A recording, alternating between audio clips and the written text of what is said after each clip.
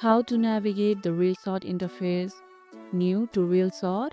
Here's how to navigate the interface on your iPhone. After logging in, you'll land on the home screen with your projects and recent edits. At the bottom, you'll see tabs for Home, Create, and Profile. The Home tab shows your drafts and saved videos. The Create tab starts a new project. In the top corner, look for the Settings gear to adjust preferences or log out.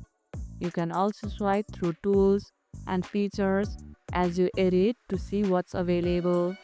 How intuitive do you find the interface? Share your first impressions in the comments below.